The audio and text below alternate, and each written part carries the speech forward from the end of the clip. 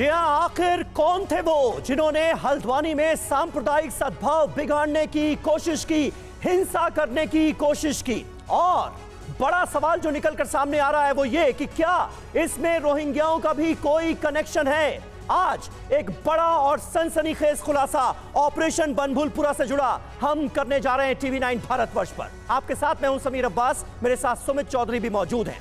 हल्द्वानी में हिंसा के बाद अब धीरे धीरे हालात सामान्य हो रहे हैं, लेकिन जैसे जैसे मामले की जांच आगे बढ़ रही है, एक के बाद एक कई अहम खुलासे हो रहे हैं। हिंसा के तार रोहिंग्या और अवैध रूप से यहां रह रहे बांग्लादेशियों तक भी जुड़ रहे हैं। जी हां, तार लगातार आगे बढ़ रहे हैं और इसी बुलेटिन में आपको हिंसा से जुड़ी हर अपडेट हम आपको बताएंगे, साथ ही वहां के ताजा हालातों के बारे में भी आपको दिखाएंगे। लेकिन शुरुआत इस वक्त की सबसे बड़ी खबर से।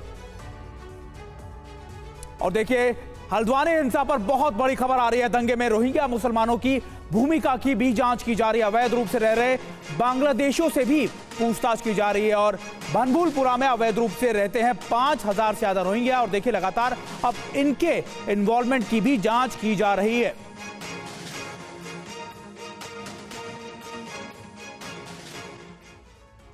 जी हां, अब तक इस पूरे मामले में, इस पूरे केस में 100 से ज्यादा संदिग्ध शिकंजे में लिए जा चुके हैं। और हल्द्वानी हिंसा पर एक्सक्लूसिव जानकारी ये रही, दंगे में रोहिंग्या मुसलमानों की भूमिका की जांच चल रही है। उनके इन्वॉल्वमेंट को लेकर अब इन्वेस्टिगेशन आगे बढ़ाई जा रही है। अवैध रूप से रह रहे जो बांग्लादेशी हैं यहां पर, उन पर भी शक जताया गया है। इन्वेस्टिगेशन के दायरे में वो भी है।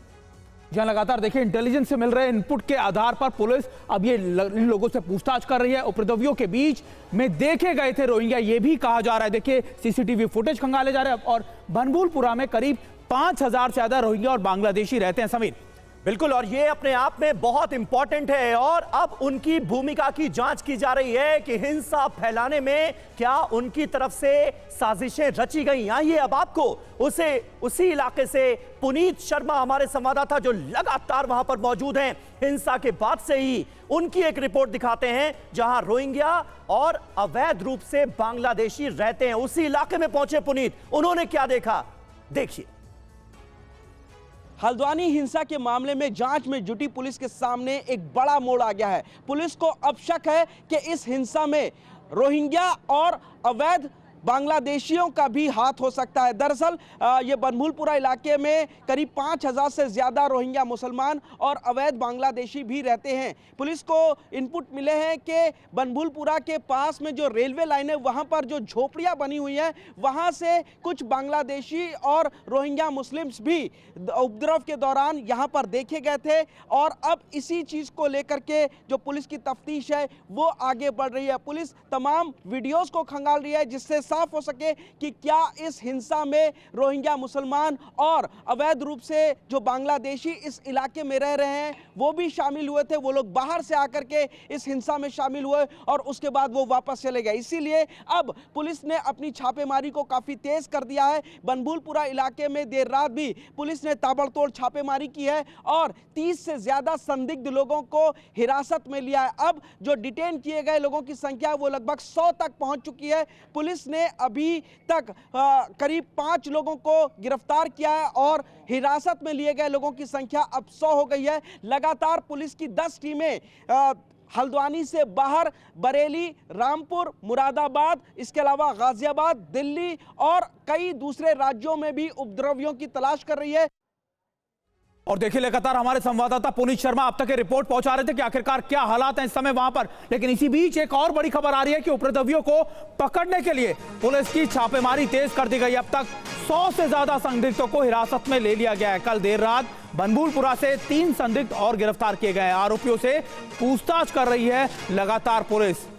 और देखिए, हमारे साथ हमारे 2 संवाददाता लगातार जुड़ गए। पुनीत शर्मा हमारे साथ हैं हल्द्वानी से और अभिजीत ठाकुर हमारे साथ हल्द्वानी से ही जुड़े हुए हैं। अभिजीत, मैं आपका रुख करूंगा, ऐसा कैसे है कि 100 नहीं, 200 नहीं, 400 नहीं, 5000 रोहिंग्या रह रहे थे, उनके बारे में कोई इनपुट नहीं था प्रशासन को?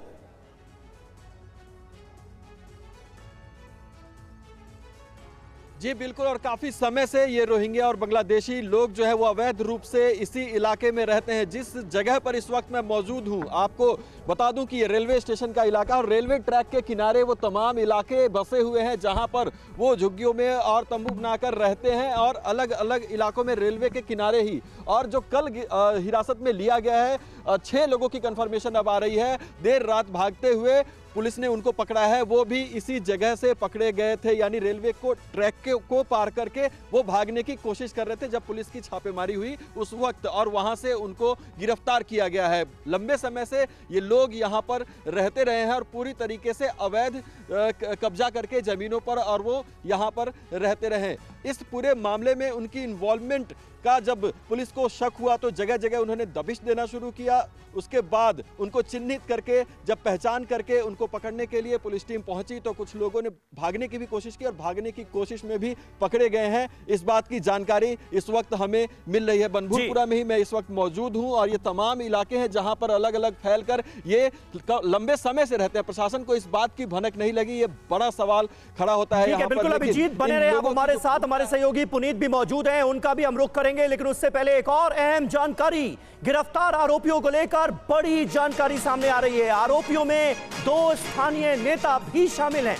आरोपियों में 2 पूर्व पार्षदों का नाम भी सामने आ रहा है। आरोपियों से फिलहाल पूछताछ की जा रही है और पता लगाने की कोशिश की जा रही है उनके इन्वॉल्वमेंट को लेकर। एक और बड़ी खबर है हल्द्वानी हिंसा को लेकर। अभी की एक और बड़ी खबर, हल्द्वानी हिंसा के गुनहगारों की तलाश तेज कर दी गई है। पुलिस की 10 टीमें दूसरे राज्यों में कर रही हैं छापेमारी। कई उपद्रवी हल्द्वानी छोड़कर दूसरे राज्यों में छिप गए। उपद्रवियों के रिश्तेदारों से भी पूछताछ की जा रही है। पुनीत शर्मा हमारे संवाददाता हमारे साथ मौजूद हैं।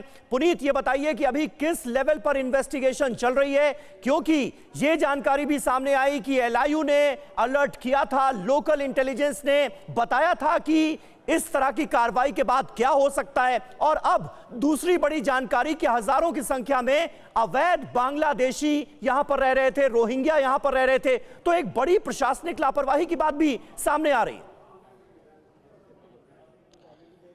देखिए, जिस वक्त ये 8 फरवरी को हिंसा हुई उसके बाद पुलिस के सामने सबसे बड़ी चुनौती इलाके में लॉ एंड ऑर्डर को मजबूत करना था, बहाल करना था, और इसीलिए 10 कंपनी पैरामिलिट्री फोर्सेस को लगाया गया और इसके अलावा 4 कंपनी पैरामिलिट्री फोर्सेस को बाहर से भी बुलाया गया। वो इसलिए ताकि जो उपद्रवी अभी भी बनभूलपुरा इलाके में गलियों में घरों में छुप कर बैठे हैं, जिनके पास पेट्रोल बम, हथियार या पत्थर हैं, उन सभी आरोपियों को गिरफ्तार किया जा सके। सुरक्षित नहीं है, पहले की तरह हमला ना हो, इसीलिए ये 4 कंपनी पैरामिलिट्री फोर्सेस एक्स्ट्रा केंद्र सरकार से मांगी गई है। इसके अलावा जो अगर बात करें बांग्लादेशियों की जो अवैध रूप से यहां पर रह रहे हैं या फिर रोहिंग्या मुसलमानों की, तो अभी पुलिस के सूत्र यही बता रहे हैं कि जिस दिन ये हिंसा हुई उस दिन ये लोग भी यहां पर देखे गए थे। जो पास में रेलवे लाइन है वहां पर झोपड़ी बनाकर ये लोग अवैध तरीके से रह रहे हैं और उसके बाद ये लोग हिंसा में आए और उसके बाद यहां से चले गए। ऐसे लाइन पर अब पुलिस की इन्वेस्टिगेशन आज ठीक है, बहुत बहुत शुक्रिया आप दोनों का हमारे साथ जुड़ने के लिए।